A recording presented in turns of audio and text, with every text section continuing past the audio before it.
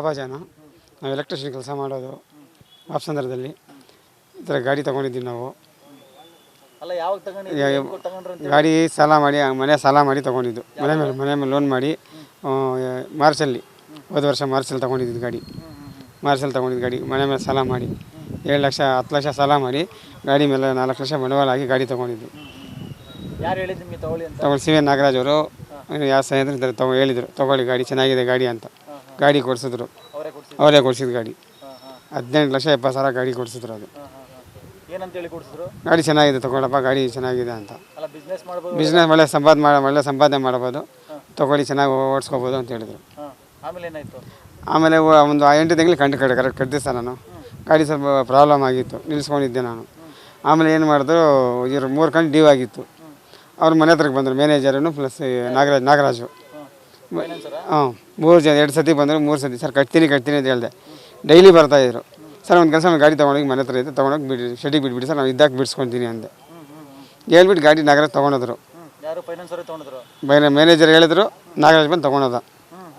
Manager ಹೇಳಿದ್ಮೇಲೆ ಕೊಟ್ಟಿದ್ದು ನಾನು. ಅವ್ನ ಮುಖಾಂತರನೇ ಕೊಟ್ಟಿದ್ದು ಗಾಡಿ. ಶಿವ ಸರ್. ಅವ್ರು ಹೇಳಿದ್ಮೇಲೆ ಗಾಡಿ ಕೊಟ್ಟಿದ್ದು ನಾನು. ಗಾಡಿ ನಾಗರಾಜ್ ತೊಗೊಂಡೋದ್ರು. ನಾಗರಾಜು ಗಾಡಿ ಮನೆ ಹತ್ರ ಇತ್ತು, ನಕಲ್ಕೊಂಡೆ ಅಲ್ಲಿ ಬಂದು ಗಾಡಿ ತೊಗೊಂಡೋದ್ರು ಅವರು. ತೊಗೊಂಡೋಗಿ ಗಾಡಿ ನಾನು ತೊಗೊಂಡೋಗಿ ಸುಮ್ಮನೆ ಆಗಿಬಿಟ್ಟೆ. ಆಮೇಲೆ ಒಂದು 10 ಡೇಸ್ ಬಿಟ್ಟು ಫೈನಾನ್ಸ್ ಹತ್ರ ಹೋದೆ. ಸರ್ ಗಾಡಿ ಎಲ್ಲಿ ಸರ್? ಶೆಡ್ಡಲ್ಲಿದೆ ಅಪ್ಪ, ಶೆಡ್ಡಲ್ಲಿದೆ ಅಂತ ಹೇಳಿದ್ರು. ಸರಿ ನಾವು ಶೆಡ್ಡಲ್ಲಿದೆ ಸುಮ್ಮನೆ ಆಗಿ ಅಂತ ಸುಮ್ಮನೆ ಆಗಿಬಿಟ್ಟೆ. ಆಮೇಲೆ ಒಂದು 23 ದಿವಸ ಒಂದು 3 ತಿಂಗಳು ಹೋಗಿಲ್ಲ ಆ ಕಡೆ ನಾನು. ಗಿರಾಕಿ ಯಾರೋ ಫೋನ್ ಮಾಡಿದ್ರು ಗಾಡಿ ಬೇಕು ಅಂತ. ಗಾಡಿ ಎಲ್ಲಿದೆ? ಶೆಡ್ಡಲ್ಲಿದೆ ಅಂತ ಹೇಳಿದ್ರು. ಆಮೇಲೆ ಫೈನಾನ್ಸ್ ಹತ್ರ ಹೋದೆ. ಸರ್ ಈ ಥರ ಗಾಡಿ ಸೇಲ್ ಮಾಡಿದ್ವಿ, ಶೆಡ್ ಬೇಕು, ಗಾಡಿ ಇದು ಕೊಡಿ ಸರ್ ಅಂದು. ಗಾಡಿ ಲೆಟ್ರ್ ನೋಡಿದ್ರೆ ನನಗೆ ಅಲ್ಲಿ ತೊಗೊಂಡ್ರೆ ಗಾಡಿ ನಂದಲ್ಲ, ಗಾಡಿ ಬೇರೆ ಗಾಡಿ ಇದೆ. ನನ್ನ ಗಾಡಿ 3 ತಿಂಗಳು ಓಡಿಸ್ಕೊಳ್ತಾವ್ರು ಅವರು, ಬೇರೆ ನಂಬರ್ ಹಾಕಿ. ನನ್ನ ನಂಬರ್ ಅದಕ್ಕೆ ಹಾಕ್ಬಿಟ್ಟು ಶೆಡ್ಡಲ್ಲಿ ಬಿಟ್ಬಿಟ್ಟಿದ್ದಾರೆ ಗಾಡಿ ಅವರು. ನಾಗರಾಜ್ ಅವರು ನೋಡಿ ಸರ್ ಈ ಥರ ಮಾಡಿದೆ. ಈ ಗಾಡಿ ನಂದಲ್ಲ, ನನ್ನ ಗಾಡಿ ಇದು. ನನ್ನ ನಂಬರ್ ಇದಕ್ಕೆ ಹಾಕಿ ಗಾಡಿ ಈ ಥರ ಮಾಡಿದ್ದಾರೆ ಸರ್. ನಂಬರು, ಚಾಸಿ ನಂಬರು ಎಲ್ಲ ಚೇಂಜ್ ಮಾಡಿದ್ದಾರೆ. ನನ್ನ ಟೈರ್ಗಳೆಲ್ಲ ಹೊಸದಿತ್ತು, ಫುಲ್ ಟೈರ್ಗಳು, ಶೀಲ್ ಟೈರೆಲ್ಲ ಹಾಕ್ಸಿದ್ದು ನಾನು. ಅಷ್ಟೆಲ್ಲ ಮಾಡಿದ್ದಾರೆ, ಫ್ರಾಡ್ ಮಾಡಿದ್ದಾರೆ. ಆಮೇಲೆ ಶೆಡ್ಡಿಗೆ ಬಿಡೋಕ್ಕೆ ಅಂತ ಹೇಳಿದ್ದು ನಾವು. ಶೆಡ್ ಬಿಡೋಕ್ಕೆ ಅಂತ ಹೇಳಿ ಗಾಡಿ ಹೇಳಿದ್ದು ನಾವು. ಇವ್ರು ತೊಗೊಂಡು ಈ ಥರ ಫ್ರಾಡ್ ಮಾಡಿದ್ದಾರೆ ನಾಗರಾಜು. ಅವರಿಬ್ಬರು ಸೇರಿ ಮಾಡಿರೋದು ಇದು. ಮ್ಯಾನೇಜರ್ ಇಬ್ಬರು ಅವ್ರು ಸೇರಿ. ಇವಾಗ ಕೇಳಿದೆ ಮ್ಯಾನೇಜರ್ ನಾನು ಮಾಡಿಲ್ಲ ಅಂತ. ನೀವು ಅದು ಕೇಳಿದೆ ಹೆಂಗೆ ಸರ್ ಮಾಡಿದ್ರಿ ನೀವು ಅಂತ. ನನಗೆ ಗೊತ್ತಿಲ್ಲ ಅಂತ ಹೇಳ್ತಾರೆ. ಸರ್ ಈ ಥರ ಗಾಡಿ ಶೆಡ್ ಹಾಕಿ ನೋಡಿದ್ರೆ ಗಾಡಿ ಗೊತ್ತಾಗಿರೋದು. ಇನ್ನೊಂದು ಅವ್ರ ಹತ್ರ ಒಂದು 50 ಸಾಲ ತೊಗೊಂಡಿದ್ದೀನಿ, 10% ಬಡ್ಡಿ ಕಟ್ತಾ ಇದ್ದೀನಿ. 8 ಚೆಕ್ ಅವ್ರಿಗೆ ಕೊಟ್ಟಿದ್ದೀನಿ ಫೈನಾನ್ಸ್ ಮಾಡೋ ಮೇಲೆ. 2 ಚೆಕ್ ಅವ್ರ ಹತ್ರ ಇದೆ. ಈ ಚೆಕ್ ಮೇಲೆ ಕೇಸ್ ಹಾಕ್ತೀನಿ ಅಂತ ಇದು ಮಾಡ್ತಾರೆ. ಯಾವಾಗೂ ಟಾರ್ಚರ್ ಮಾಡೋದು. ನಾಗರಾಜು ಮನೆ ಹತ್ರ ಬರೋದು, ಗಲಾಟೆ ಮಾಡೋದು, ಅವ್ರಿಗೆ ಬಡ್ಡಿ ಕೊಡು ಅಂತ ಆ ಥರ ಟಾರ್ಚರ್ ಕೊಡ್ತಾಯಿದ್ದೆ ಸರ್ ನಾಗರಾಜ್ ಅವರು. ಕೇಳಿದೆ ನಾನು, ನಿನ್ನ ಚಪ್ಪಲಿ ತೊಗೊಂಡು ಹೊಡಿಯೋಕೆ ಬರ್ತಾನೆ ಮನೆ. ಕೇಳಿದ್ರೆ ನನಗೆ 3 ಲಕ್ಷ ಬಡ್ಡಿ ಕಾಸು ಕೊಡ್ಬೇಕು, ನೀನು 3 ಲಕ್ಷ ಕೊಡಬೇಕು ಅಂತ ಚಪ್ಪಲಿ ತೊಗೊಂಡು ಹೊಡಿಯೋಕೆ ಬರ್ತಾವನು. ನೀನು ಮೊನ್ನೆ ಮಾತಾಡೋಕೆ ಹೋದರೆ ಕಾಲಲ್ಲಿ ಚಪ್ಪಲಿ ತೆಗಿತಾನೆ. ನಾಗರಾಜ್ ಅವರು ಓಡಿಸ್ತಾಯಿದ್ರು. ನಮ್ಮ ಫ್ರೆಂಡ್ಗೆ ಮೆಸೇಜ್ ಬರ್ತಾಯಿತ್ತು, ಯಾವಾಗ ಫಾಸ್ಟಾಗಿ ಕಟ್ ಆಗ್ತಾಯಿತ್ತು. ಅವ್ರು ಏನೋ ಬಿಡಿ ಅಂತ ಸುಮ್ಮನೆ ಇದ್ದರು. ಬೆಳಗ್ಗೆ ಮಾಹಿತಿ ಗೊತ್ತಾಯಿತು ಈ ಥರ ಗಾಡಿ ಬರ್ತಾಯಿದೆ ಅಂತ. ಹೋಗಿ ಇದರಲ್ಲಿತ್ತು ಸರ್, ಸೇಡ್ದಿನಲ್ಲಿ ಗಾಡಿ ಇತ್ತು. ಗಾಡಿ ಎತ್ಕೊಂಡ್ಬಂದೆ ಸರ್. ಸರ್ 3 ತಿಂಗಳು ಗಾಡಿ ಓಡಿಸ್ಕೊಂಡಿದ್ದಾರೆ ಸರ್. ಮಾರ್ಚಲ್ಲಿ 19 ತಾರೀಕಿಗೆ ಹೋಗಿರೋದು ಗಾಡಿ. ಆವತ್ತಿನ ಗಾಡಿ ಓಡ್ತಾನೆ ಇದೆ ಸರ್ ಅದು. 3 ತಿಂಗಳಿಂದ ದುಡಿತಾನೆ ಇದ್ದಾರೆ ಅವರು. ಮ್ಯಾನೇಜರ್ ಕೇಳಿದೆ ನಾನು, ಶೆಡ್ಡಲ್ಲಿ ಇದ್ದೆ ಗಾಡಿ ಅಂದರು. ಪದೇ ಮ್ಯಾನೇಜರ್ ಕೂತ್ಕೊಂಡು ಟೇಬಲ್ನ ಕೇಳಿದ್ದೀನಿ ಸರ್, ಒಂದು ತಿಂಗಳು ಅವಕಾಶ ಕೊಡಿ, ನಾನು ಮಾಡಿ ಬಿಡಿಸ್ಕೊಳ್ತೀನಿ ಅಂದರೆ ಕೇಳಿಲ್ಲ ಅವರು. ಇಲ್ಲಪ್ಪ ಗಾಡಿ ಸೀಸ್ ಮಾಡಲೇಬೇಕು, ನಮ್ಗೆ ಆಗ್ತಾಯಿಲ್ಲ ಅಂದು. ನಾಗರಾಜ್ ಅವರು. ನಮ್ಮ ನಂಬರ್ ಚೇಂಜ್ ಮಾಡಿದಾರಲ್ಲ, ಅವ್ರ ನಂಬರ್ ಹಾಕೊಂಡು ನಮ್ಮ ನಂಬರ್ ಅಲ್ಲ ಇದೆಯಲ್ಲ ಆ ಥರ ಮಾಡಿದ್ದಾರೆ.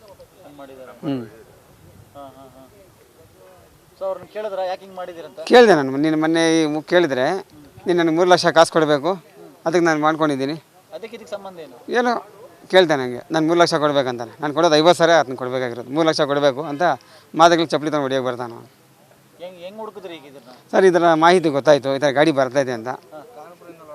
ಅದಾ ಸರ್ ಹುಡ್ಕೊಂಬೋದು ಹೋದೆ. ಇವಾಗ ಸೇಡ್ದಿನಲ್ಲಿ ಸಿಕ್ತು ಗಾಡಿ, ಎತ್ಕೊಂಬಂದು ಸರ್ ಇದು ಗೋಧಿ ತುಂಬ್ಕೊಂಡು ಹೋಗ್ತಾಯಿದ್ರು ಹೊಸಕೋಟೆಗೆ.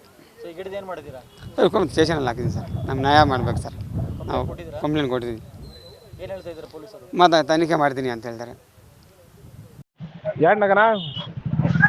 ఎవరు అన్న జేసీబీ శశిరావు చెప్పు శశి శశి చెప్పు. అన్న ఏమిది బాబాజాన్ గాడి నీ నంబర్ ఉంది ఏమన్నా ఇది విచారం మీద ಗಾಡಿ ಸೀಸ್ ಅయింದೆ ಗಾಡಿ వన్ గాడి సీజ్ అయిందా బాబాజాన్ గాడి నాకే ದುಡ್ಲಿ ಎಲ್ಲ ಇಡು నీకు దుడ్లే అలా నాకు 2 లక్షలు ಎಲ್ಲ ఇడు అందుకే అడిగితే ఈడే అట్లా ఇట్లా ఊట ఇదేసే సరే ఆడప్ప అని చెప్పేసి నా గాడి మా గాడిలో ఈ గాడి తోలుతా ఉంటే కాదనా 2 లక్షలు దుడ్లు ఇవ్వాల్సి ఉండేది బాబాజాన్ నీకే. అవును ఊర్లో జనాలు ఉండారు, కానూన్ ఉంది, కోర్టు ఉంది, అవును న్యాయం ఉంది, మాట్లాడవచ్చు చేయండి కదా. కాదు ఇంకో నీ గాడి నంబరు దీనికేసి దీని నంబరు దానికేసి దీన్ని ఎట్లా ఎవరు మేమన్నా ఇదే అవునవునవును చార్జీ నంబర్ అంతా కొట్టిండవు, 420 కేసు ఇవిడికి ఇట్లా వెను చేసిండవు. నీకు ఇది ఏమిది వ్యవహారం ఇదే? చిన్నమల మోనర్లకంతా మర్యాద ఉంటుంది అని వీటి చేయండి దాన్ని. ఇంకా 150 జనం ఎవరు చేయండారు? అందరిది ప్రూఫ్ కాదు ఇదే నేను నంబర్ చేంజ్ చేయలేదు అంతే. చేంజ్ చేయండి నేను చార్జీ నంబర్ ఇప్పుడు షెడ్ లో శ్రీరామ్ పైన షెడ్ లో ఉండే గాడికి బదలాయించిండవు కదా.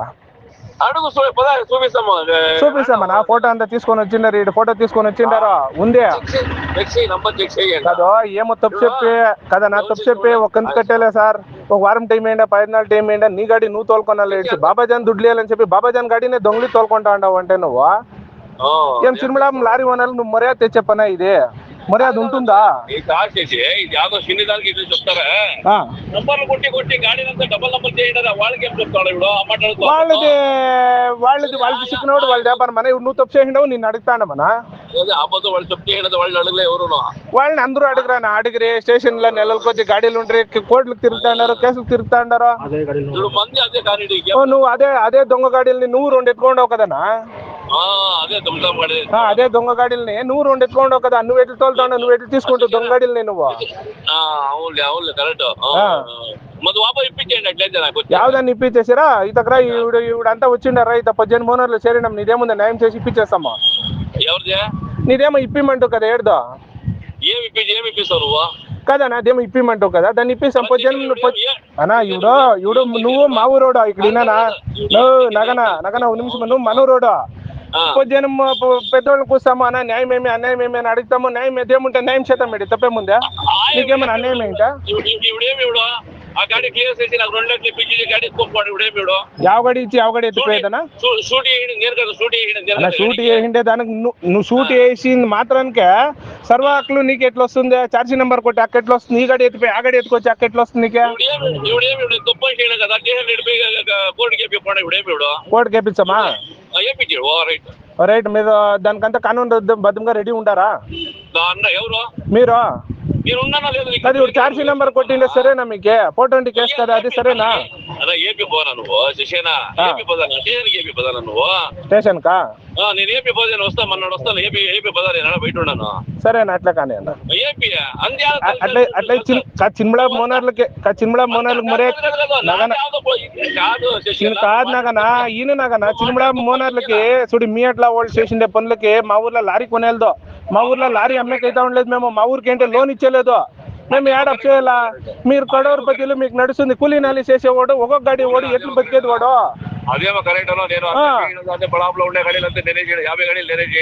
నీది 50 గాడీలు నువ్వు చేసిండే, నువ్వు చేసిండే అని చెప్పేకి వచ్చేదే లేదు. ఒకే నంబర్ కి ఒకే బస్ కి 2 బస్సులకు ఒకే నెంబర్ వేసుకోవాలంటే చరిత్ర నాకన్నదే నీదే. 100% దాన్ని మనం లేదు అనే కైల కదా. తప్పేముంది అన్నా? మేము అడుగుతా ఉండేది మా బాబాజాన్ అన్నా, మా బ్యాటరీ షాప్ బాబాజాన్ పరం నేను అడుగుతాను మేము.